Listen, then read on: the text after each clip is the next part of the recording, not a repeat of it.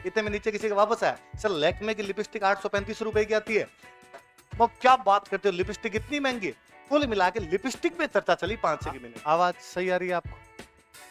ऊपर ऊपर खड़ा हूं, मुझे लगता है मेरी लंबाई ठीक, आपका फोटो सही नहीं आता होगा। ऐसे इंस्टाग्राम पे 30 सेकंड वाली रील्स बनानी है आपको, वालो ऊपर कर दो तो।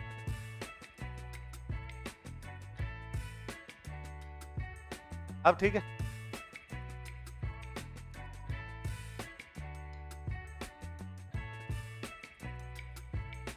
पहला पता होता आप इतनी मालाएं बनाओगे, मैं पहले ही आ जाता यार। कभी मैं इतनी मालाएं पहनने का आदी नहीं रहा कभी। मैं वहां जयपुर पढ़ाता हूँ, शुरू हिंदी मीडियम के विद्यार्थी ज्यादा हुआ करते थे। जैसे जैसे विद्यार्थी इंग्लिश पढ़ने लगा कि यार अब यदि आएंगे तो दुकानदारी बंद हो जाएगी, तो इंग्लिश में है ना पास, तो इंग्लिश में लिखवाने शुरू। मैं एक लाइन लिखवाता हूँ यूं, एक बीच में अलवर का इतिहास जब पढ़ाते हैं तब उसमें लाइन आती। अलवर के राजा तेज सिंह जो थे, उनका नाम गांधी जी की हत्या में आया था, इसलिए उनको गिरफ्तार कर लिया गया। तो मैं हिंदी में जब लिखवाता हूँ तो मैं कहता हूँ कि भाई महाराजा तेज सिंह का नाम गांधी जी की हत्या में आया। मैं इंग्लिश मीडियम वाले बच्चों के आगे कॉपी देखता हूँ और मैं देखता हूँ कि कई इंग्लिश मीडियम वाले बच्चे पहले लिख लेते हैं, बहुत सिंपल सी लाइन अपने आप ही वो लिख देते हैं उसके, मर्डर ऑफ गांधी जी। मैं उनको कहता हूँ कि ये असैसिनेशन है, ये मर्डर नहीं है। तब मुझे सर आप खूब याद आते हो। मुझे अब भी क्लास का किस्सा याद आता है कि मैं 2006 में सर के पास पढ़ने के लिए जाया करता। अब मुझे नहीं पता, सर का पूरा फॉर्मेट ही चेंज हो गया। उस समय सर 2 ही बैच पढ़ाया करते, एक सुबह पढ़ाते एक शाम को पढ़ाते, और हम वेट किया करते कि भाई सर का नया बैच कब शुरू होगा और हम उस बैच में। मैंने सर को एकमात्र सर ही देखा था जो क्लास में घुसने से पहले बाहर उतरवा दिया करते थे, बाहर खोल के आओ, ये सरस्वती का मंदिर। तो सर क्लास में समझाते कि खुद के एग्जाम्पल देते, तब समझाते। मैं अखबार पढ़ रहा था और मैंने पढ़ा कि 1991 में राजीव गांधी का मर्डर हो गया और अखबार में लिखा था असैसिनेट। और उस दिन मुझे पता चला कि किसी वीआईपी की हत्या होती है तो उसे असैसिनेट कहा जाता है, तो मर्डर नहीं किया जाता है। मेरे दिमाग में फिट है सर। जब मैं वो वाक्य लिखवाता हूँ मुझे वो राजीव गांधी वाली आपकी बात याद आती है। आपने लिट्टे पर फिर कई देर लंबा भाषण और दिया था। मैं अब भी जब कभी क्लास में यूं बच्चों को कोई चीज आती है, मैं जब उनको समझाता हूँ कि रिसेंट प्रेजेंट अलग होता है, रिमोट प्रेजेंट अलग होता है, तब मुझे पुनः लगता है कि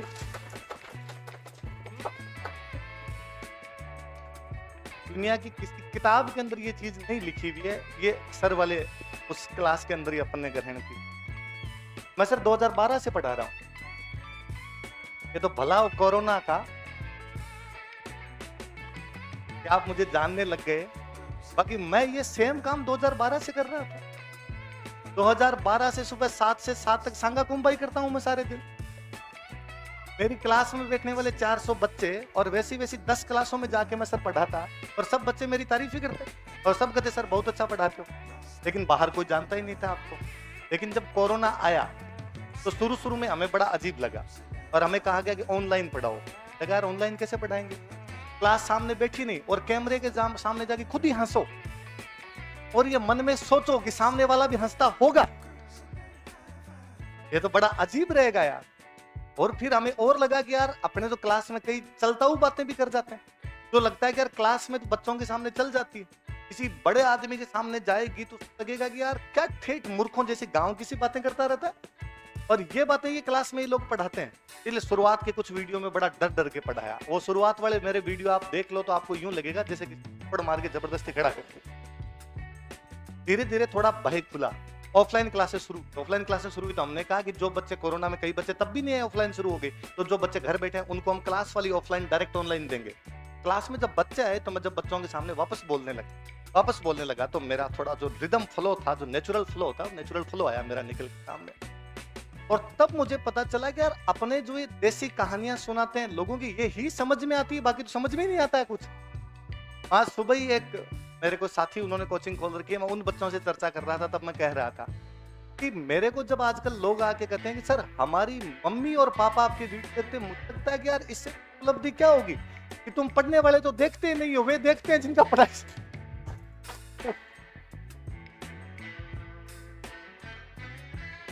जिनका पढ़ाई से लेना देना ही नहीं है कोई, वो वीडियो देख रहे हैं। मुझे मेरे साथ में मैम पढ़ाते हैं तो सीनियर है काफी, तो वो दीदी मेरे को एक दिन बोले कि मेरी मम्मी कौन या हमारे परिवार को ये लगता है कि आपको तो चौथ की कहानी भी आती है, और महिलाएं जब चौथ का व्रत करती है तो आपसे कहानी सुन के खोल सकती है व्रत। आजकल लोगों को चौथ की कहानी नहीं आ रही है। तो मेरे से मैं क्लास में उदाहरण भी देता और देता। एक किसी यूं आपकी तरह बच्चों से कहीं चर्चा करने के लिए गया हुआ था, वहां मैं सर के बारे में बोला। मैंने कहा कि मैं अक्सर क्लासों में बोलता रहता था कि यार मैंने जो सीखा कि अक्सर लोग मुझे यूं कहते हैं कि सर आप अच्छा बोल लेते हो, अच्छा नरेट करते हो, आप स्टोरी टेलिंग अच्छी करते हो। तो मैं हमेशा बच्चों को क्लास में कहता ही था कि मैंने ये सर से सीखा है, किशोर सर का मेरे पे खूब प्रभाव है, भयंकर प्रभाव है। एक किसी वीडियो के अंदर बोला, सर को किसी ने वीडियो भेज दिया, सर का मेरे पास शाम को फोन आया। मेरी सर उस दिन वाकई मेरी 1 मिनट तक बोलने की हिम्मत नहीं थी कि मैं बोलूं कैसे, कि सर से कैसे बातचीत की जाए। इससे पहले भी जब मैं कभी क्लासों में पढ़ाता और मुझे कोई बाहर निकल के कई बार कोई बच्चा कहता, सर किशोर जी कन्फर्टेड हो गए? हाँ, तुझे कैसे पता चला? बात रिपीट करो सेम री सेम।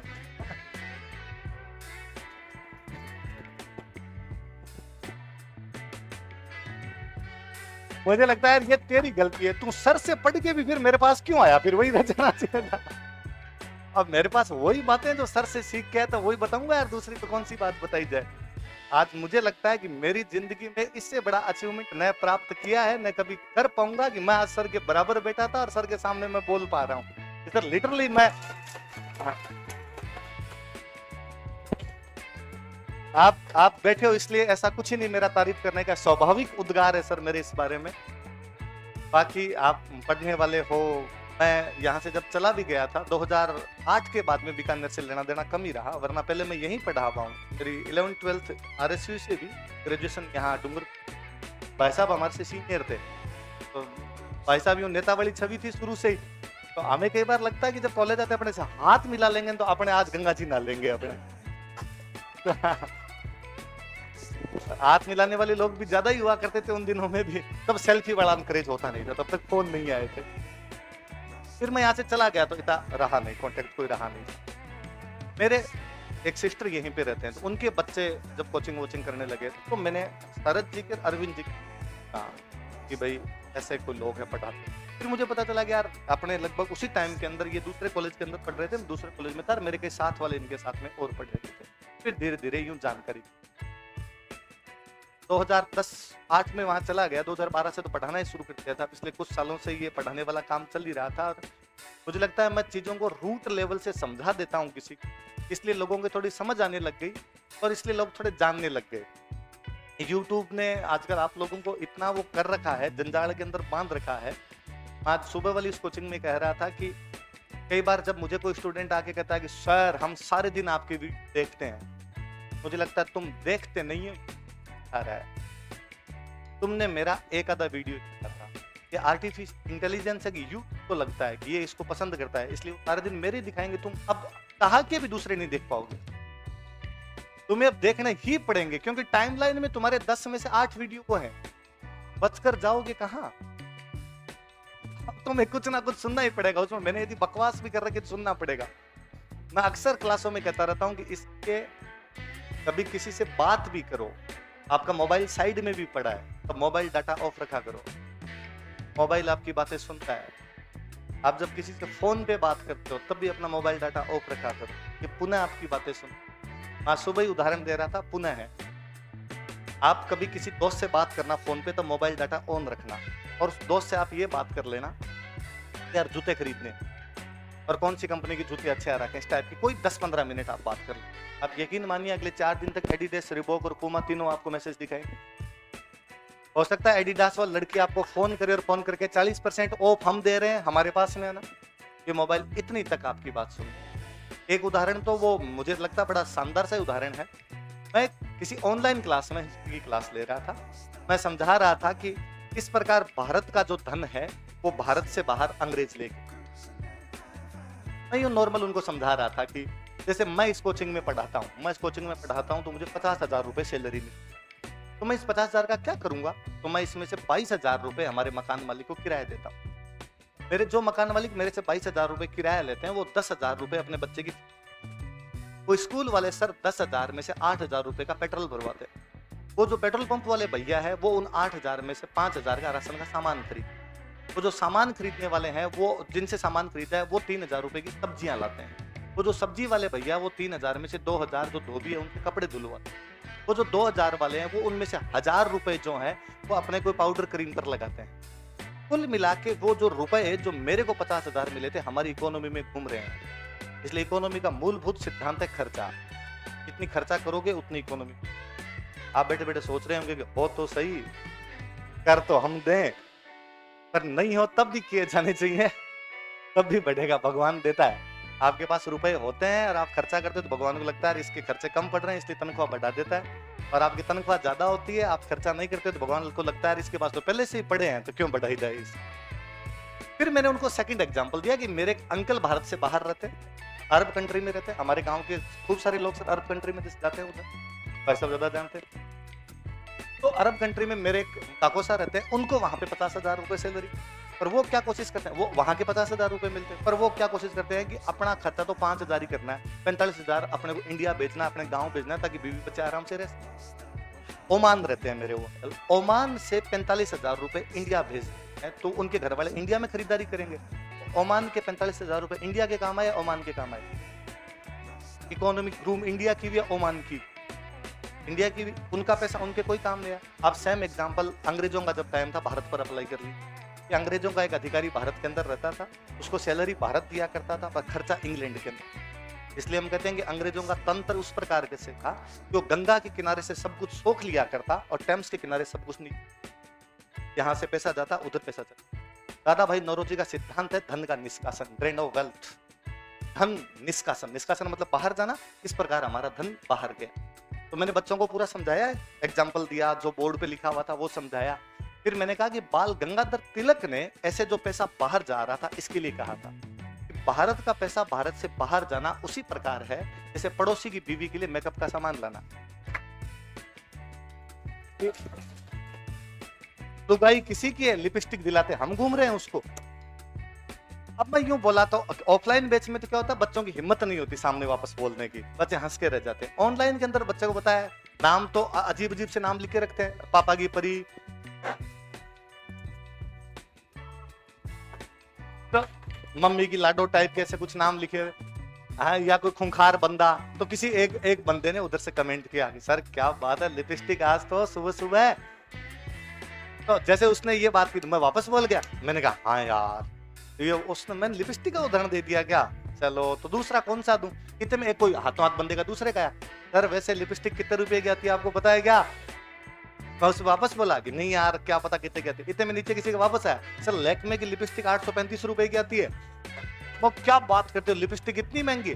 कुल मिला के लिपस्टिक पे चर्चा चली 5-6 मिनट। ऑनलाइन था, कमेंट आ रहे थे, मैं जवाब दे रहा था। धीरे धीरे बच्चों को पढ़ाना था कि घर बैठे हैं, बच्चों को वापस ऑफलाइन आएंगे तो पढ़ाना पड़ेगा, ज्यादा कोर्स करवाना नहीं था। तो यूं बात हो गई, नॉर्मल बात। क्लास के बच्चे थे वो मुझे समझते थे कि सर ने बोल दी, मजाक में बात बोल। आप यकीन नहीं करेंगे, मेरे मोबाइल का डाटा ऑन था, मोबाइल सामने पड़ा था, अगले 3 दिन तक मोबाइल पे लिपस्टिक के ऐड आए।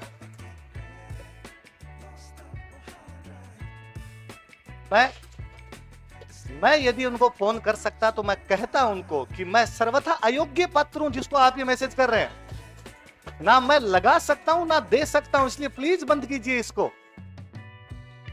इसलिए आप भी जब पढ़ें तब मोबाइल साइड में रखें। आपकी स्वतंत्रता, आपकी सीखने की तमाम क्षमताएं ये मोबाइल खा गया है। ये खूब सारी चीजें देता होगा, इसके बिना भी जीवन नहीं है। ऑनलाइन स्टडी ने जीवन को इतना सरल किया जिसकी हद नहीं, पर फिर भी जब आप अपनी सेल्फ स्टडी करें तब इसको साइड में रखें। मैं अक्सर सर की एक बात का बहुत अच्छा एग्जांपल देता हूं, तो पता नहीं सर अब क्लास में एग्जांपल देते हैं कि नहीं देते हैं।